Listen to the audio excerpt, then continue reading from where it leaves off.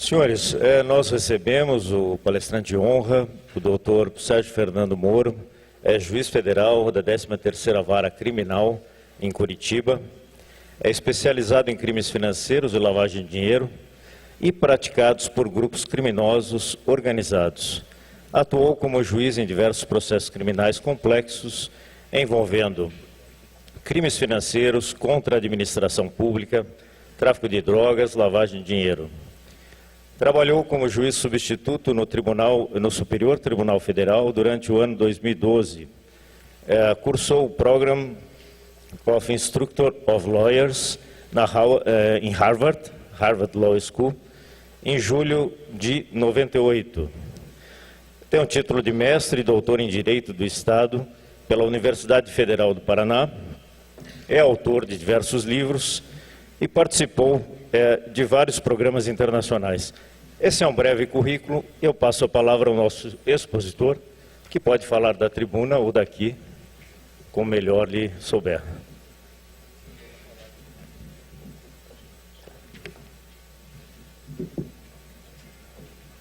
Não, acho que não.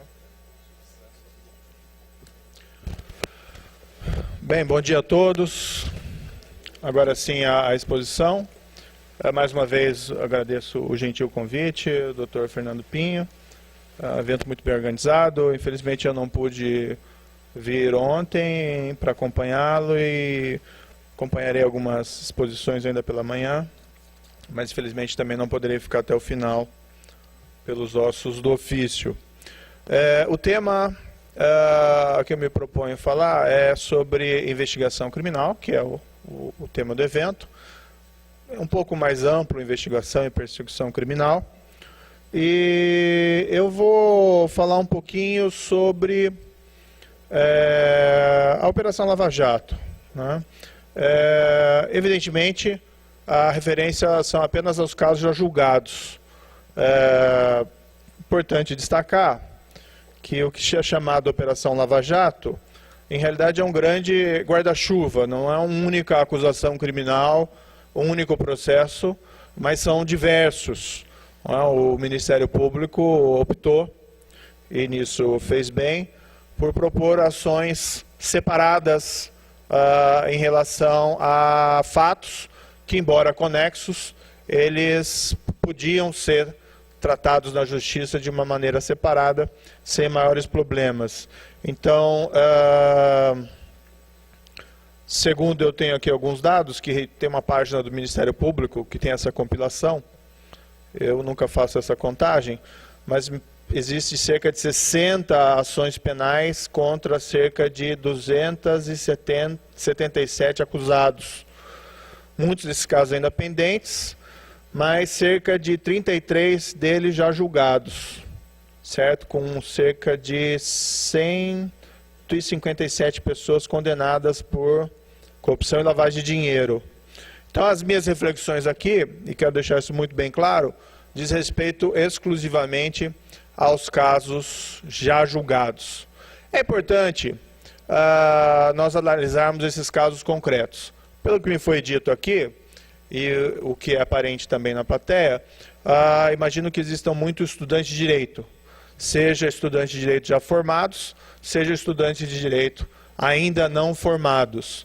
E o nosso ensino jurídico no Brasil tem uma tendência de ser eminentemente conceitual, né? E claro, é importante aprender com rigor máximo a terminologia jurídica, os institutos jurídicos, mas às vezes há uma certa dissociação da prática, o que é um pouco negativo. Não se pode generalizar, evidentemente, mas o que é um pouco negativo. Especialmente em processo penal, direito penal, é muito interessante, seja aos velhos, seja aos novos estudantes de direito, analisarem casos concretos, porque tem muito que se aprender nesses casos concretos.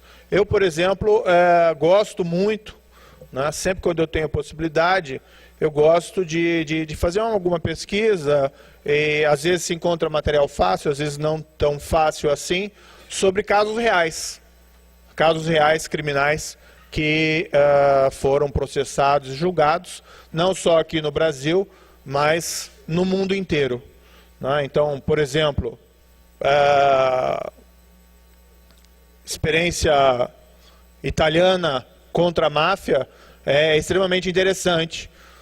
Vocês aí que são estudantes de Direito, sugeriria, leiam lá sobre os trabalhos e a vida do juiz Giovanni Falcone, que se notabilizou como juiz de instrução em processos contra a máfia em Palermo na década de 80, principalmente. E tem histórias assim fantásticas. Entre elas tem coisas que nós lemos e aparece até enredo de filme. Porque uma ideia, ele foi talvez o principal responsável por conseguir levar a julgamento em uma única oportunidade mais de 400 integrantes da Cosa Nostra de Palermo, no que foi considerado o chamado Maxi Processo de Palermo, isso na década de 80. Então, se aprende muito com isso. Ainda na Itália tem a experiência da década de 90 da chamada Operações Mãos Limpas, que foi uma grande influência,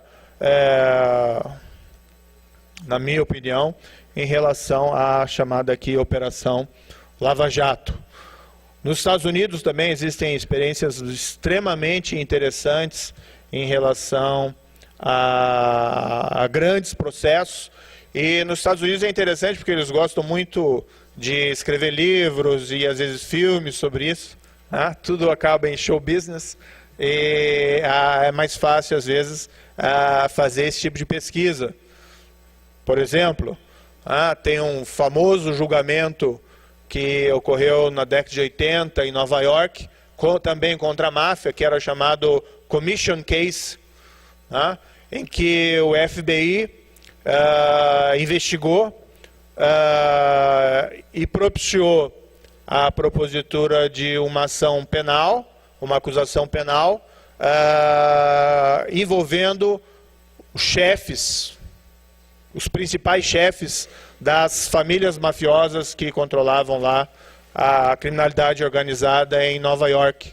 É um caso extremamente também interessante, a técnica de investigação que foi realizada principalmente pelo FBI naquele processo. Então se aprende muito com essas experiências concretas, não só aqui no Brasil, mas também